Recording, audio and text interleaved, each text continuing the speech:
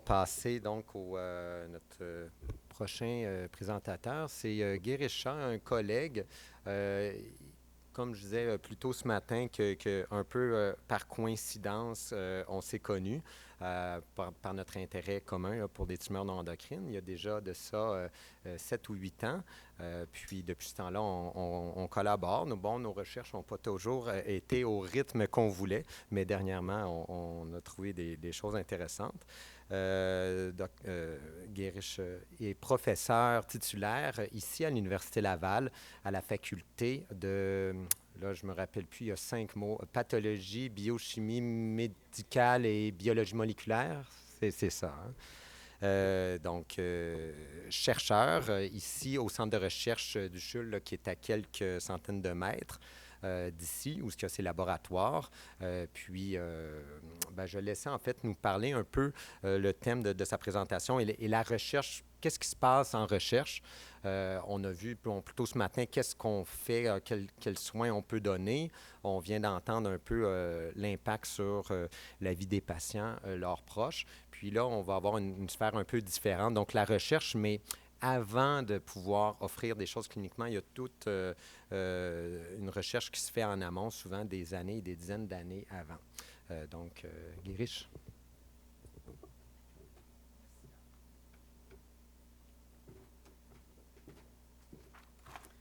Merci Jean-Mathieu pour l'introduction. Est-ce que c'est clair? Oui, merci Jean-Mathieu. Et aussi, merci à Cynthia, parce qu'on était très contents que Cynthia joigne la CNET Canada. Je te dis, Cynthia, c'est le secret qu'on est toujours cherché.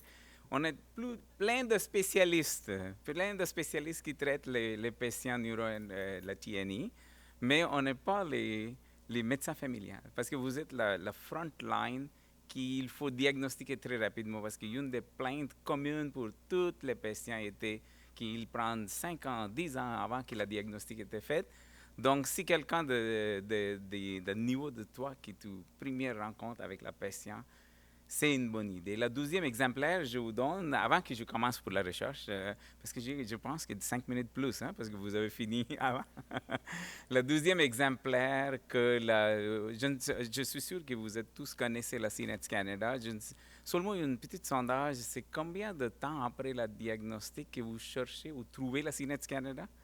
Est-ce que c'était 1 an, 6 mois, plus que 6 mois? Souvent, on la trouve que tous les patients, aussitôt que le diagnostic était fait, pensent que nous sommes tous seuls. Parce qu'il n'y a pas de voisin qui souffre le cancer de sein ou cancer de... Ce n'est pas un cancer très sexy. Vous comprenez? C'est prendre... Donc, vous toujours pensez, oh my God, moi je suis toute seule, il n'y a pas de personne qui connaisse cette tumeur, ni mon médecin et lui-même aussi connaissent. Donc, vous comprenez, c'était l'histoire commune partout.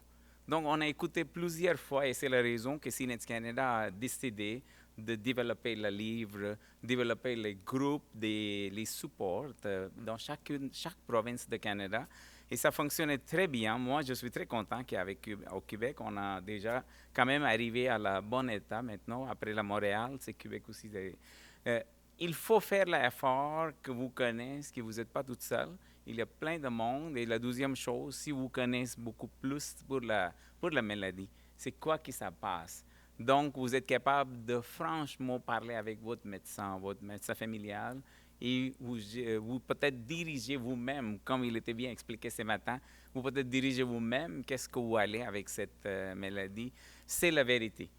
Jusqu'à que le point qui s'arrive, que si par exemple le Québec est déclaré comme centre d'excellence de la tumeur neuroendocrine, c'est une autre chose, ça va être une autre, mais c'est toujours contrôlé par l'État, par le système de santé, et il y a beaucoup d'argent quand même impliqué, et toujours ils nous disent, OK, vous avez combien de patients qui vous traitent? Donc, vous voyez, il y a beaucoup de défis à côté des personnes qui gèrent votre maladie et vous-même aussi. Donc, on va travailler ensemble. La CNET Canada fait exactement la même chose. Il fonctionne comme une collaboration entre les patients, entre les médecins, entre les chercheurs comme moi. Donc, on est tous dans la même voie. On toujours trouve les façons d'aider tout le monde. Donc, avec cette optique, je commence mon petite discussion sur quoi la recherche et comment on fonctionne. Donc, je ne sais pas, je peut-être pense qu'il... Est-ce que vous le pointeur? Euh, je vais, je vais commencer avec quel est le type de recherche on fait sur ce domaine. Je ne vais pas lancer dans le détail, mais donner une survol sur comment ça fonctionne, c'est quoi les tests dans la recherche clinique et quoi la toute nouvelle dans la recherche fondamentale. Et je vais vous donner quelques exemplaires comment ça fonctionne. Donc, première chose, pourquoi la recherche sur le net? C'est une chose vraiment importante. Pourquoi le net? Donc, pourquoi pas pour le diagnostic? Pourquoi pas pour le traitement? Pourquoi faites la recherche? Donc, moi, toujours la tagline est le traitement de demain. OK, et je pense qu'on a traitement de. Il faut être inversé, le PowerPoint. Mais le traitement d'aujourd'hui, vous voyez ici, le traitement d'aujourd'hui est la recherche d'hier. Donc, comme Jean-Mathieu disait, il y a 75 ans que le PRRT ou équivalent de radiothérapie était découvert. Mais aujourd'hui même, on a le PRRT, ce traitement s'est continué. Mais imaginez-vous qu'ici, il n'y a pas de recherche à partir d'aujourd'hui. Il ne va être pas le développement du traitement de demain. Donc, il faut que le traitement de demain est toujours la recherche d'aujourd'hui. Donc, il faut supporter la recherche, il faut faire la recherche. Recherche, c'est beaucoup de différents types de recherche. Si vous voyez, la question sur la recherche, quelle est la question qu'on adresse? Si vous pensez que, par exemple, vous voulez faire la recherche, comment on décide quel est le domaine de recherche? Donc, on toujours fait la bonne étude. On trouvait que c'est quoi qu'on manque, les connaissances ou peut-être les compréhensions, les maladies. Donc, recherche, c'est toujours, ça fonctionne comme la cause. C'est la première chose. C'est quoi qui ça cause la maladie? Est-ce qu'on nous connaît? Est-ce que c'est l'héréditaire? Est-ce que c'est la génétique? Est-ce qu'il y a un environnement?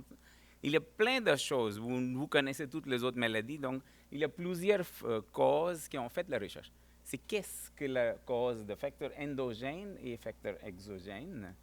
La détection et diagnose. C'est une autre chose, la recherche. C'est vraiment important parce que la détection et diagnose, I forgot to tell you, français est mon 5e langue.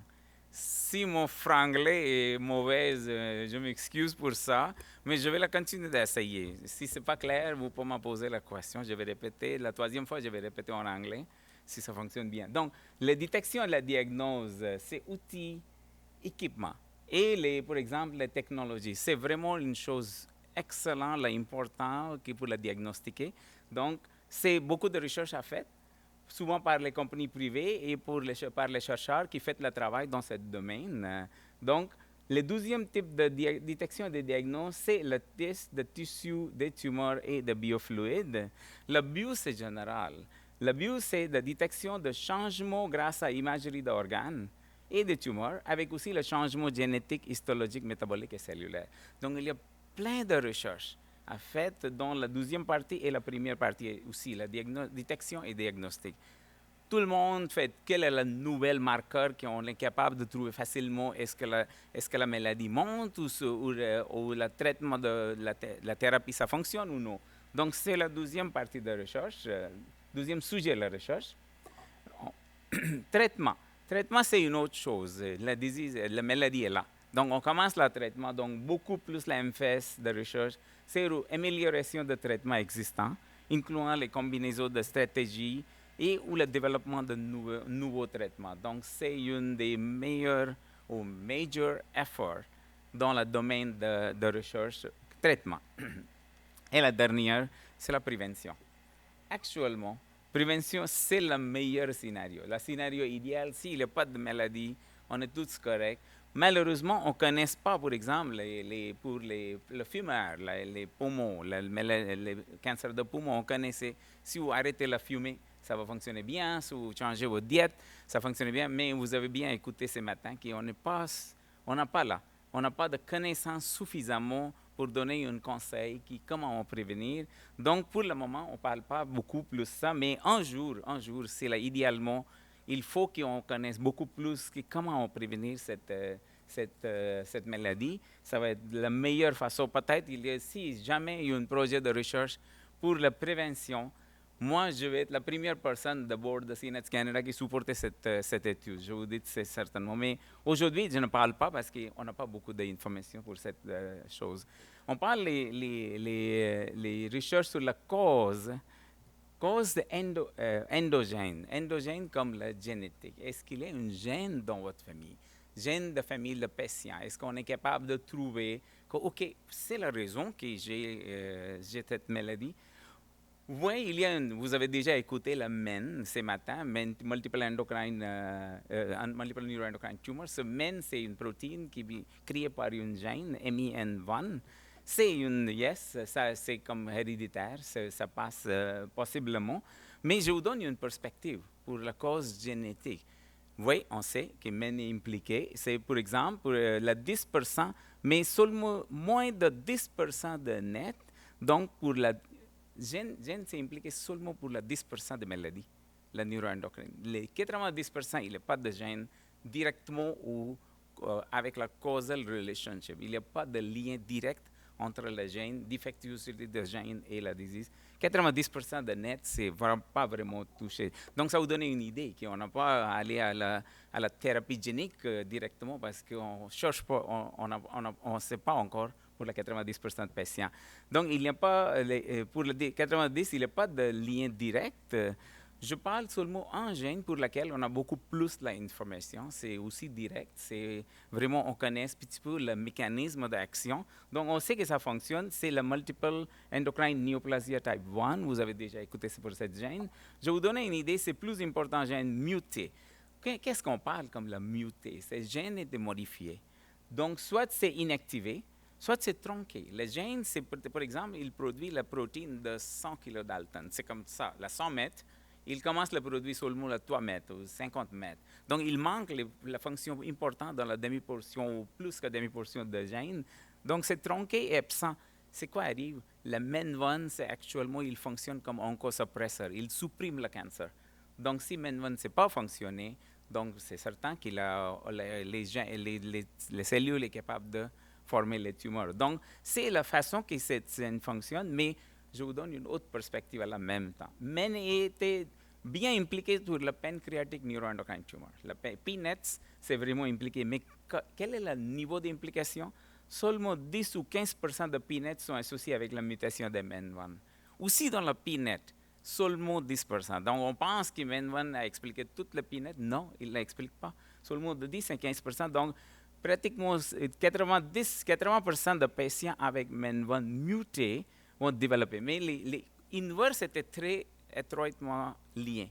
Donc, s'il y a le MEN1, donc, il y a forte chance que peut-être la famille va développer, la personne va développer, possiblement développer la PNET. Donc, vous voyez, les relations, ça fonctionne comme ça. Pas toute la PNET est associée avec MEN, mais s'il y a une MEN, forte chance que la PNET et MEN est liée.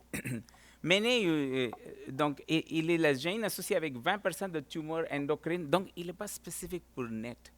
Ce n'est pas nécessairement neuroendocrine. MEN est muté dans d'autres maladies, seulement le 20% de tumeurs endocrines et non endocrines, donc ce n'est pas nécessairement un lien direct et exclusif avec NET. Donc, vous voyez, c'est comme une gène générale qui supprime beaucoup plus le type de tumeur, toutes les tumeurs, donc pas nécessairement la neuroendocrine, mais endocrine tumor. Le mécanisme d'action, comme je disais, le menin est un oncosuppresseur, mais comment fonctionne-t-il? Le sujet de recherche, c'est vraiment, on sait par exemple qu'il contrôle les autres gènes. Donc c'est comme le supercontrôleur de gènes. On sait là, mais il y a beaucoup de recherches qu'il faut faire sur cette gène, comment ça fonctionne. Je sais que c'est minoritaire de la maladie, mais quand même, si on connaît comment le MEN fonctionne, comment on contrôle la fonction de MEN avec la mutation, ça va être une bonne idée parce qu'il y a plusieurs autres gènes, on connaît comment on utilise cette connaissance pour guérir les maladies. Donc, c'est un sujet de recherche pour certainement, la MEN, mais il y a les autres gènes moins importants impliqués pour la NET. C'est VHL1, la Von Hippel-Lindau syndrome, pour le PNET encore. Le NF1, c'est neurofibromatosis type 1, et aussi c'est 2%, 1% de GP, gastroenteropancreatic neuroendocrine tumor, et aussi la sclérose tubereuse pour l'insulinome, la TSC1 et 2. Donc, il y a les gens qui travaillent sur cette gène, les différents gènes, et on continue de développer les protocoles. Maintenant, l'essai génétique était plus vaste, plus comme les automatisés. Donc, on est capable peut-être, avec le temps, on est capable de trouver le autre gène impliqué avec les maladies tumeurs neuroendocrines. Et les causes exogènes, on ne connaît pas rien. Comme je disais, si on connaît la cause exogène, c'est quoi les facteurs externes? Est-ce que c'est votre diète ou je ne sais pas. On ne sait pas suffisamment. Mais si on connaît la cause exogène, c'est toujours, comment ça arrive la recherche? On fait l'association. Il y a une grosse étude avec 10 000 ou 20 000 ou 100 000 personnes. Avec ça, on est capable de trouver le lien comme les statistiquement associés avec la maladie. Après, on décide est-ce que c'est une par hasard l'association ou vraiment une association qui ça donne un résultat. Donc, avec ça, on commence à poser la question de la recherche. On fait l'étude directement pour ça et trouver la bonne réponse. Donc, c'est la façon dont la recherche fonctionne, mais il faut faire la recherche sur la détection de net. C'est les outils comme les équipes, vous avez déjà écouté bien ce matin, toutes sortes d'équipes, le développement d'équipes, c'était fait sans ou avec la radioisotope. Si vous voyez ici la MRI PET-CT, mais la détection de changement grâce à l'imagerie d'organes et la tumeur, c'est l'idée. Donc, les avantages avec les 7 types de recherche, c'est on est plus en plus capable. Vous avez déjà écouté la nouvelle technologie que vous donnez, la bonne résolution de tumeur. Où est la tumeur? Donc, c'est la recherche, c'est vraiment important. Pour ça, le test de tissu, tumeur et de biofluide, la détection de changement génétique, et histologique et métabolique et la cellulaire. Quand vous écoutez la Ki-67, quand vous écoutez les autres, chromograninés, c'est tous les types de tests qui étaient développés, mais on continue de développer. Je vous donne quelques exemplaires d'essais cliniques et la recherche qui ça fonctionne. Les types de recherche sur le sujet et raffiner l'équipement, les techniques, les outils de test de détection et développer la nouvelle méthode de détection. Donc, ici, c'est le 12e type de recherche qu'on fait. On fait la recherche sur ces objets, les compagnies privées. C'est qui fait la recherche? Avec l'équipement, les outils, souvent c'est la compagnie qui fait la recherche, mais quand même, en même temps, le clinicien et le chercheur, avec le financement du gouvernement et financement des organismes comme CNETS Canada, fait la recherche sur ces sujets. On parle des traitements de recherche sur le traitement. C'est vraiment, je m'excuse si le fond c'est très petit, mais c'est le meilleur effort pour la recherche, c'est sur le traitement et comment améliorer le traitement. Cette partie. Les chimiothérapies, c'est plus grand voie de recherche, c'était depuis des années, mais vous voyez, on trouve que c'est moins et moins efficace. Donc, les recherches quand même continuent de combinaisons de chimiothérapie ou chimiothérapie avec les autres thérapies. Donc, sa recherche est toujours continue. Les autres types, c'est la radiothérapie. Radiothérapie, c'est comme l'externe, c'est pas souvent, mais vous avez déjà écouté la radiothérapie interne avec la PRRT. Donc, la radiation va entrer à l'intérieur de la tumeur et continuer d'irradier les tumeurs et tuer les tumeurs. Donc, il y a plein de recherches. Je vous donne 2 exemplaires pour ce type de thérapie aussi. Et la troisième, c'est l'immunothérapie, c'est plus récent. Les thérapies biologiques, on appelle ça aussi la thérapie biologique, c'est augmenter la capacité du système immunitaire. On a 2 façons de faire. Soit quand on aide le système immunitaire, la T-cell immunity, donc le T-cell était bloqué par quelques raisons. Et ici, c'est un exemplaire, c'est le PD-1. PD-1, c'est une protéine qui bloque la capacité de la T-cell pour connaître la cellule tumeur et mourir de cellule tumeur. Donc, si on est capable de bloquer le PD-1, on peut aider la cellule immunitaire pour jouer. Les autres façons de faire, c'est la toute nouvelle, c'est la CAR-T. Donc, c'est ici, on isole la cellule de T lymphocyte de patient. On traîne, on peut peut-être donner une exposition avec la chimérique antigène. C'est une protéine, c'est comme un même type de tumeur, mais pas tumeur. Donc, on expose votre propre lymphocyte, le propre lymphocyte de patient, traîner cette lymphocyte et maintenant réintroduire dans la patient. Donc, c'est votre propre cellule qui va entrer dans votre système. Il va chercher la tumeur et tuer la tumeur. C'est une autre nouvelle façon de traitement. Il y a beaucoup de recherches et continuer sur ce domaine. Thérapie génique, c'est une idéal. On n'est pas là. Mais pour les autres maladies, ça a toujours déjà fonctionné. On est capable de changer le gène. Actuellement, on allait vers la tumeur, on introduit quelque part un mécanisme par lequel le gène défectueux est réparé ou éliminé ou remplacé par le bon gène dans la tumeur. Donc, c'est une possibilité, ça existe. en futur, mais on sait que l'avancement de recherche est très, très rapide, peut-être dans la prochaine 10 ans, on est là. Mais une des technologies, ça fonctionne très bien pour CRISPR-Cas9. C'est une bonne chance que peut-être ça va être une des technologies nouvelles pour changer, pour corriger le gène. Actuellement, on corrige le gène. Donc, c'est une possibilité que c'est la recherche, ça continue sur ça. Thérapie combo de plusieurs. Ce n'est pas nécessaire. Par exemple, dans le labo de Jean-Mathieu et la mienne, on commence le PRRT et la chimio ensemble. Et ça fonctionne aussi. PRRT avec la biologique aussi, ça fonctionne très bien. Donc, toujours la combinaison de traitements, c'est une autre façon de faire pour guérir cette maladie. Ou qui fait la recherche sur ce sujet, c'est important de comprendre que cette recherche, c'est toujours, ça coûte beaucoup, mais les médecins et les chercheurs dans le domaine public et privé, c'est fait la recherche, c'est financé par les gouvernements, par le secteur privé et partisans comme les CNETS Canada pour la neuroendocrine tumor. Je vous donne l'exemplaire, le support de recherche fait par CNETS Canada pour les dernières 8 ans, comment on a supporté la recherche partout au Canada avec les subventions. C'est quoi le nouvel dans le secteur de recherche? Je vous donne une bref overview. C'est quoi de nouvelle? Donc, ici, c'est la recherche, les deux côtés. La recherche fondamentale, on dit la fondamentale parce que ce n'est pas la clinique, pas le patient. Mais quand même, si ce type de recherche, on n'est pas là. On n'a pas le droit pour pratiquer avec le patient directement ou avec la humaine. Il faut prouver que le médicament est correct, le traitement est correct. Donc, vous voyez, il y a plein de travail à faire.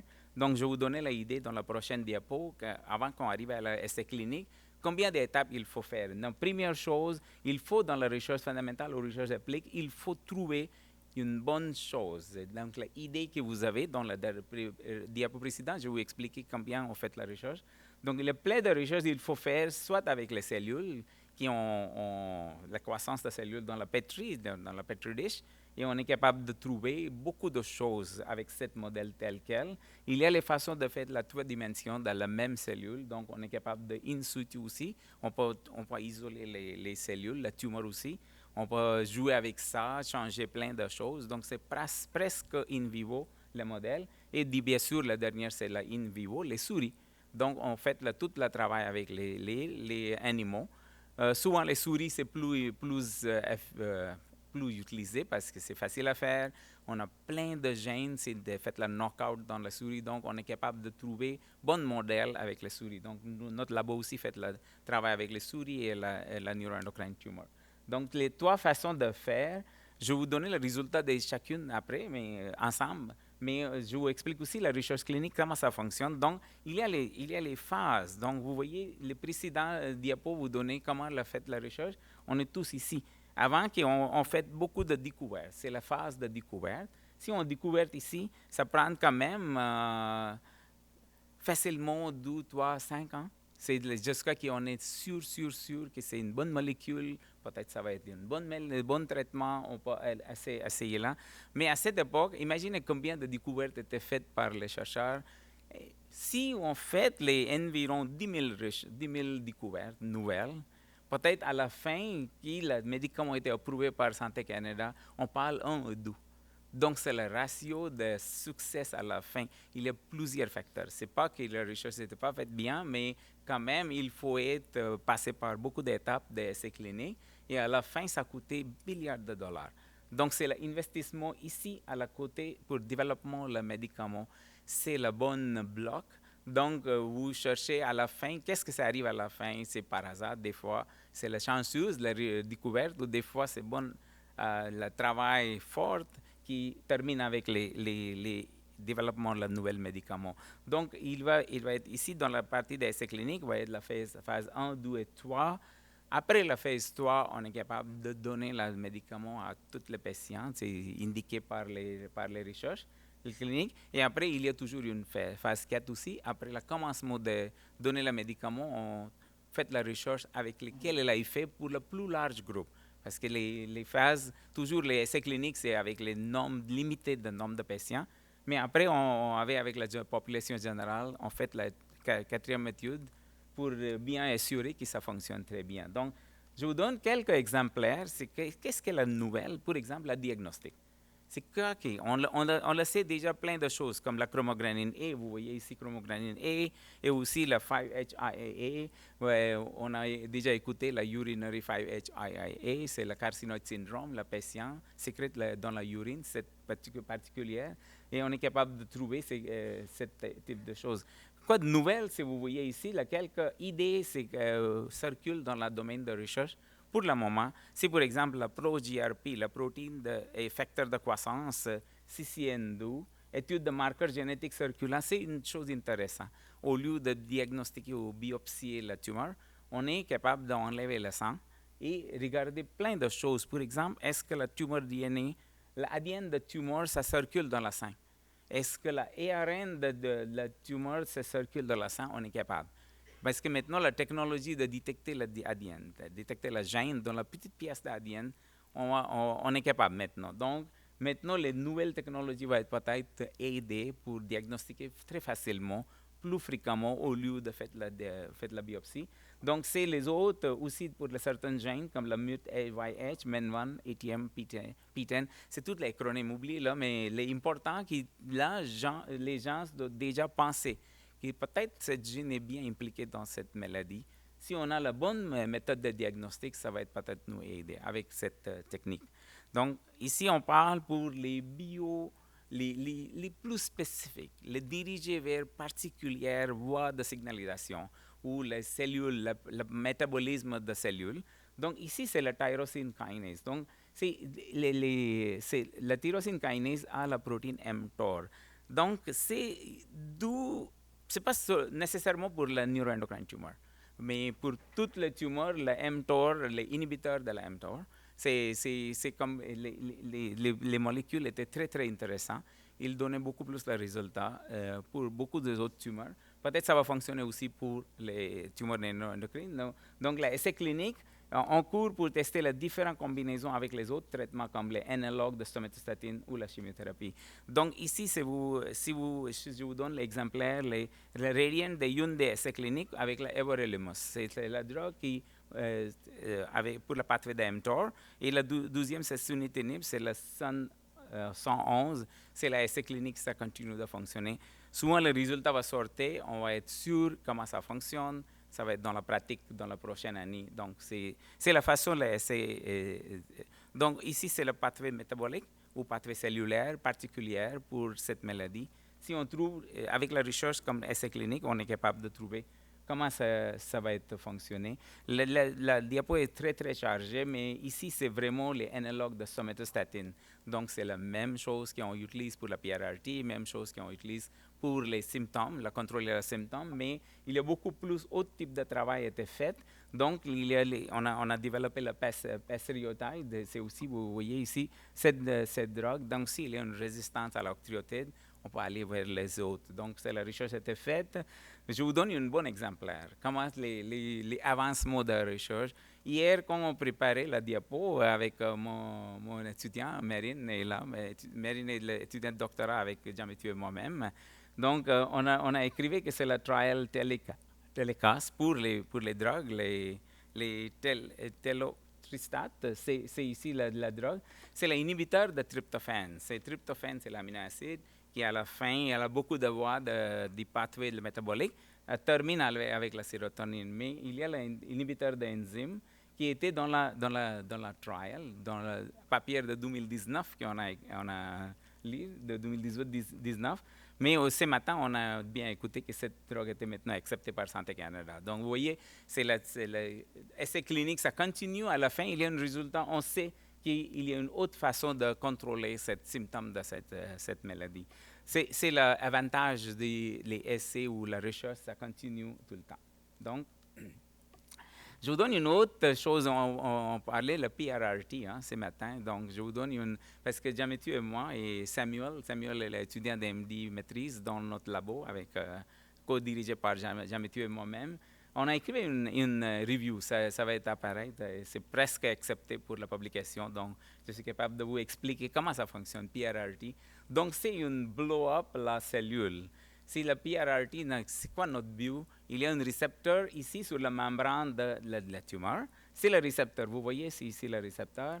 Normalement, c'est la somatostatine qui s'attache sur le récepteur et fonctionne à l'intérieur.